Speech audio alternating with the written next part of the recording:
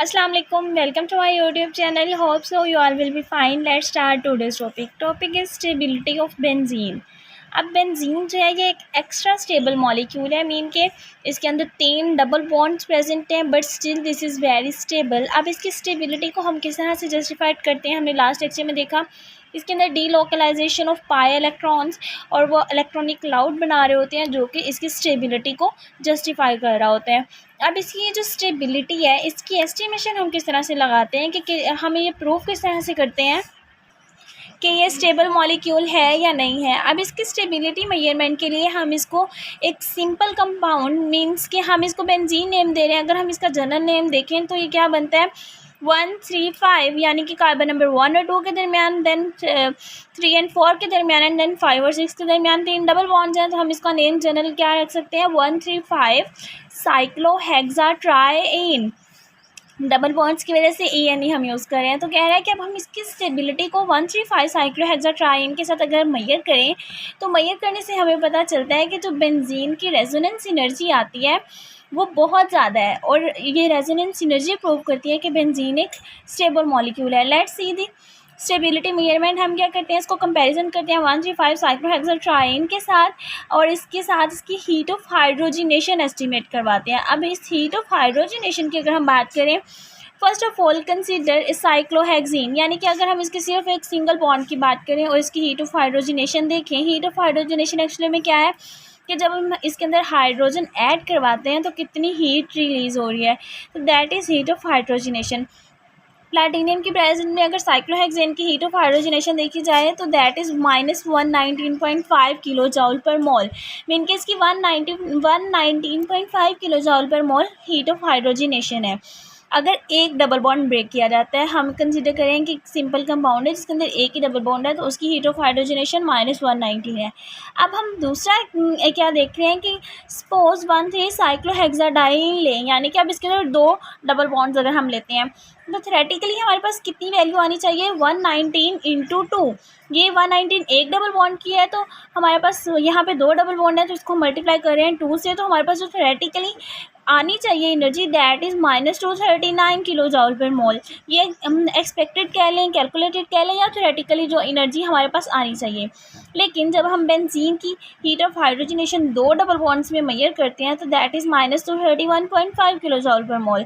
Difference is very small और इस difference को हम जस्टिफाई इस तरह से कर लेते हैं कि दो अलग अलग डबल बॉन्ड्स जो प्रेजेंट हैं 2 अलग अलग कंपाउंड्स के अंदर, तो उनकी हीट ऑफ हाइड्रोजिनेशन हमारे पास ज़्यादा होती है और अगर हमारे पास वो दोनों डबल बॉन्ड सेम कंपाउंड में आ जाते हैं तो उनकी हीट ऑफ हाइड्रोजिनेशन कम हो जाती है। हम इसको जस्टिफाई इस तरह से करते हैं कि जब एक ही कंपाउंड में 2 डबल बॉन्ड प्रेजेंट है या हम इसको कहते हैं कि कॉन्जुगेटेड बॉन्ड्स प्रेजेंट हैं, तो क्या होता है कि उस मॉलिक्यूल की स्टेबिलिटी ज़्यादा इंक्रीज़ कर जाती है एक कॉन्जुगेटेड डबल बॉन्ड्स की वजह से। इस वजह से क्या होता है कि उसकी स्टेबिलिटी इंक्रीज़ करती है तो हीट ऑफ हाइड्रोजिनेशन डिक्रीज़ करती है। और वैसे भी this is very little bit difference, mean कि वी कैन से 8 और 9 डिफरेंस आ रहा है जस्ट, तो ये बहुत कम है जो कि कॉन्जुगेटेड बॉन्ड्स की वजह से जस्टिफाइड किया जा सकता है।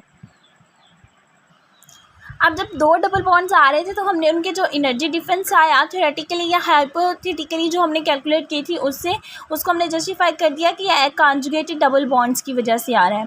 अब जब हम थर्ड डबल बॉन्ड की बात करते हैं 1,3,5 साइक्लोहेक्साट्राईन ले रहे हैं और साथ में बेंजीन ले रहे हैं, जब इनकी वैल्यूज़ कैलकुलेट करते हैं तो हाइपोथेटिकली हमारे पास 119 × 3 और वैल्यू आनी चाहिए -358 किलो जॉल पर मोल। मीन के जो 3 डबल बॉन्ड्स को ब्रेक करने के बाद हीट ऑफ हाइड्रोजिनेशन आ रही है that should be 355 kilo joule per mole, but this is 208 kilo joule per mole. Means के reaction is still exothermic, heat release ही हो रही है but difference is very much large.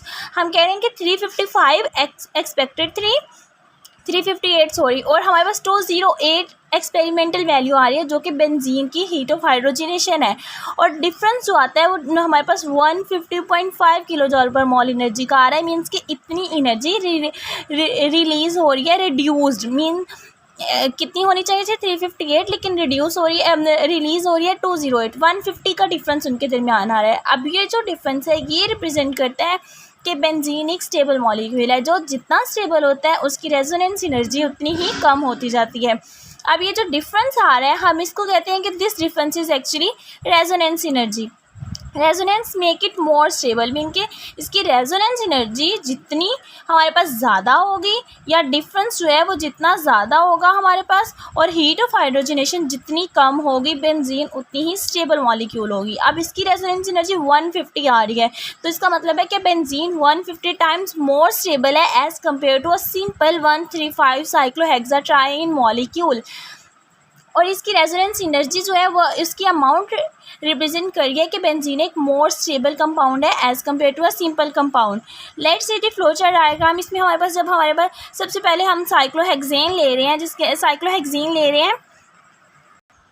जिसकी हीट ऑफ हाइड्रोजनेशन हमने मैयर की, that is -119.5 kilo joule per mole.